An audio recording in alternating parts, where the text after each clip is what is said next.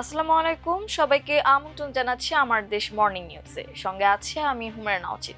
শুরুতেই জানাবো সংবাদ শিরোনাম। তারেক রহমানের ভারত সফর প্রায় নিশ্চিত। সাবেক প্রধানমন্ত্রী খালেদা জিয়ার ৮২তম জন্মদিন আজ, দিনব্যাপী বিএনপির নানা কর্মসূচি।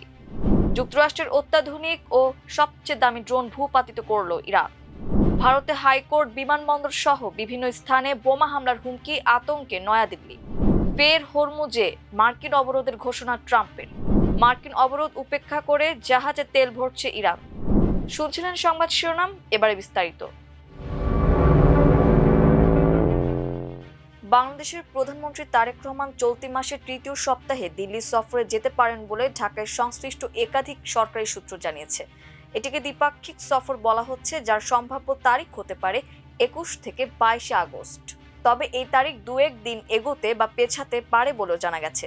বাংলাদেশের কর্মকর্তারা নাম প্রকাশ না করার শর্তে বলছেন, ভারতের দিক থেকে এই প্রস্তাব দেওয়া হয়েছে। বাংলাদেশের দিক থেকেও বলা হয়েছে যে তারেক রহমান সফরে যাবেন। ইতোমধ্যে বাংলাদেশ সরকারের দিক থেকে তারেক রহমানের প্রথম ভারত সফরের প্রস্তুতিও নেওয়া হচ্ছে, কিন্তু চূড়ান্ত সিদ্ধান্তের আগে বাংলাদেশের কয়েকটি প্রত্যাশা রয়েছে।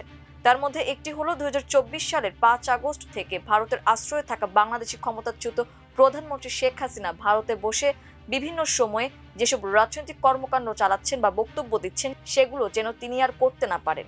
কর্মকর্তাদের দাবি, শেখ হাসিনার রাজনৈতিক বক্তব্য বাংলাদেশের অভ্যন্তরে বিতর্কের সৃষ্টি করছে এবং তার উদ্দেশ্য হলো দেশের অভ্যন্তরীণ পরিস্থিতি অস্থিতিশীল করে তোলা। তাই শেখ হাসিনার এর রাজনৈতিক কর্মকাণ্ড বন্ধের নিশ্চয়তা চায় বাংলাদেশ। নিশ্চয়তা পাওয়া গেলেই এই সফর নিশ্চিতভাবে হবে।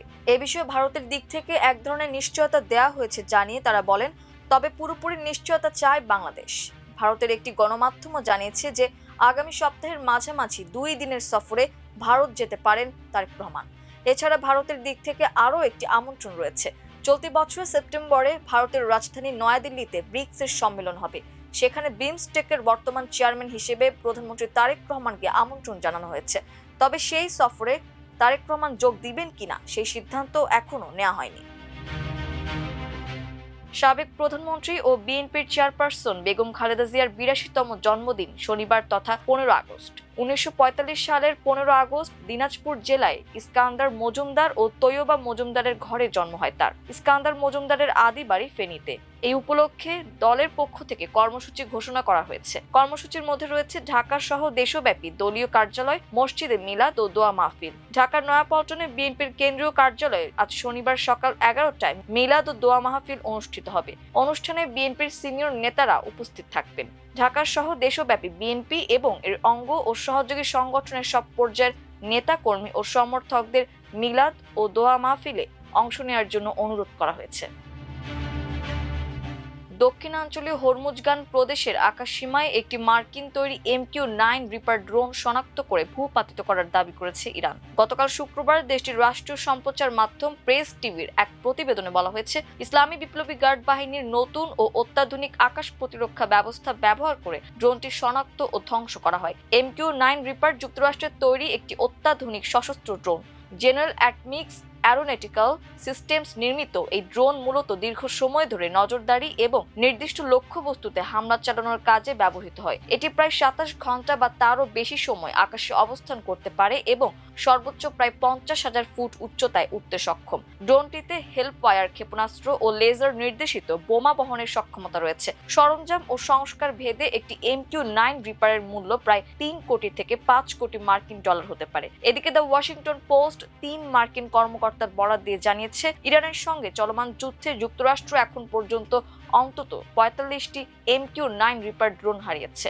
সংবাদ মাধ্যমটির দাবি, এ সংখ্যা মার্কিন বহরে থাকা একই ধরনের ড্রোনের প্রায় ১/৪। প্রতিবেদন অনুযায়ী হারানো ড্রোনগুলোর মোট সম্ভাব্য মূল্য ১৩০ কোটি ডলারের বেশি। হরমুজ প্রণালীর আশপাশে নজরদারি ও লক্ষ্যভিত্তিক অভিযানে এসব ড্রোন ব্যাপকভাবে ব্যবহার করা হয়েছে। তবে তুলনামূলক ধীর গতিতে এবং অনেক সময় নিচু দিয়ে উড়ার কারণে ইরান ও তার মিত্রদের কাছে এগুলো সহজ লক্ষ্যবস্তুতে পরিণত হতে পারে বলে প্রতিবেদনে উল্লেখ করা হয়েছে।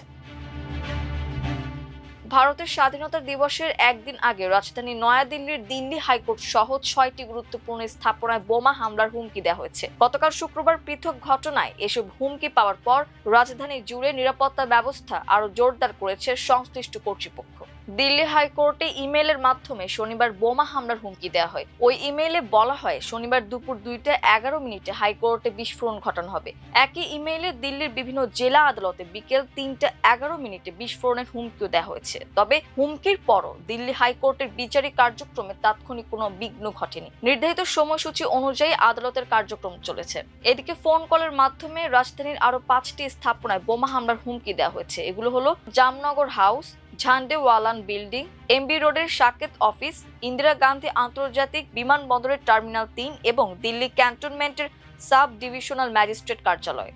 কর্তৃপক্ষ জানিয়েছে এখন পর্যন্ত হুমকি পাওয়া কোনো স্থানেই সন্দেহজনক কোনো বস্তু পাওয়া যায়নি। আগামী 15 আগস্ট ভারতের স্বাধীনতা দিবস। দিবসটি ঘিরে রাজধানীতে এমনিতেই ব্যাপক নিরাপত্তার ব্যবস্থা নেওয়া হয়েছে। বোমা হামলার হুমকির ঘটনায় সংবেদনশীল স্থাপনা, গুরুত্বপূর্ণ সরকারি প্রতিষ্ঠান ও জনসমাগম স্থলে নজরদারি আরও বাড়িয়েছে নিরাপত্তা সংস্থাগুলো।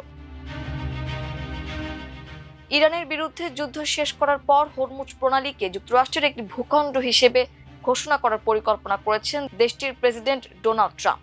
সেই সঙ্গে তিনি দাবি করেছেন যুক্তরাষ্ট্রের অনুমতি ছাড়া কোনো জাহাজ সেখানে চলাচল করতে পারছে না। নিউ ইয়র্কের লং আইল্যান্ডে আইনশৃঙ্খলা বাহিনীর কর্মকর্তাদের উদ্দেশ্যে বক্তব্য দেওয়ার সময় কথা বলেন তিনি। শনিবার এক প্রতিবেদনে এ তথ্য জানিয়েছে মার্কিন সংবাদ মাধ্যম এনবিসি নিউজ। ট্রাম্প বলেন ইরান এখন চরমভাবে পরাজিত হচ্ছে। তিনি এও দাবি করেন হরমুজ প্রণালীতে যুক্তরাষ্ট্রের অবরোধ রয়েছে এবং যুক্তরাষ্ট্রের অনুমতি ছাড়া কোনো জাহাজ সেখানে চলাচল করতে পারছে না। ইরানের বিরুদ্ধে যুক্তরাষ্ট্রের সামরিক অভিযান শুরুর আগে হরমুজ প্রণালী ছিল বিশ্বের অন্যতম গুরুত্বপূর্ণ জ্বালানি পরিবহন পথ। বিশেষ করে তেলবাহী জাহাজ চলাচলের জন্য এটি অত্যন্ত গুরুত্বপূর্ণ। তবে যুদ্ধ শুরুর পর প্রণালীটি দিয়ে জাহাজ চলাচল প্রায় বন্ধের পর্যায়ে নেমে এসেছে। হরমুজ প্রণালী দিয়ে জাহাজ চলাচলের বিষয়টি বর্তমানে যুক্তরাষ্ট্র ও ইরানের শান্তি আলোচনার অন্যতম গুরুত্বপূর্ণ ইস্যু হয়ে উঠেছে। যুক্তরাষ্ট্রের নৌ অবরোধের মধ্যেই ইরানের প্রধান তেল রপ্তানি কেন্দ্র খার্ক দ্বীপে আবারও তেলবাহী ট্যাঙ্কারে অপরিশোধিত তেল ভরা শুরু হয়েছে। জুলাইয়ের শেষ দিকের পর গতকাল শুক্রবার প্রথমবারের মতো একটি ইরানি সুপার ট্যাঙ্কারে তেল তোলার ঘটনা শনাক্ত হয়েছে। সামুদ্রিক জাহাজ চলাচল পর্যবেক্ষণকারী প্রতিষ্ঠান ট্যাঙ্কার ট্র্যাকার্স এ তথ্য জানিয়েছে।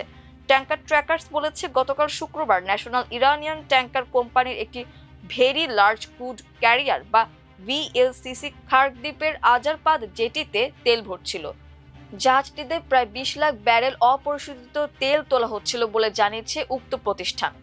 জুলাইয়ের শেষ দিকের পর খার্ক দ্বীপে কোনো সুপার ট্যাঙ্কারে তেল ভরার ঘটনা এই প্রথম নজরে এসেছে। ইরানের তেল রপ্তানি কার্যক্রমে খার্ক দ্বীপের গুরুত্বপূর্ণ ভূমিকা রয়েছে। দেশটির মোট অপরিশোধিত তেল রপ্তানি প্রায় 90% সাধারণত এই দ্বীপের মাধ্যমে হয়ে থাকে। ফলে যুক্তরাষ্ট্রের নৌ অবরোধের মধ্যে খার্ক দ্বীপ থেকে একটি সুপার ট্যাঙ্কারে তেল তোলার ঘটনা ইরানের তেল রপ্তানি কার্যক্রমে গুরুত্বপূর্ণ বলে বিবেচিত হচ্ছে। তবে ট্যাঙ্কার ট্র্যাকার্স জানিয়েছে ইরানের সামগ্রিক তেল উৎপাদন বর্তমানে দেশটির অভ্যন্তরীণ চাহিদার সঙ্গে মোটামুটি সামঞ্জস্যপূর্ণ। প্রতিষ্ঠানটির মতে এ কারণে ইরানের খুব বেশি পরিমাণ তেল রপ্তানির প্রয়োজন নাও হতে পারে। এদিকে যুক্তরাষ্ট্র জুলাইয়ের মাঝামাঝি সময়ে ইরানের বন্দরগুলোতে আবারও নৌ অবরোধ আরোপ করে।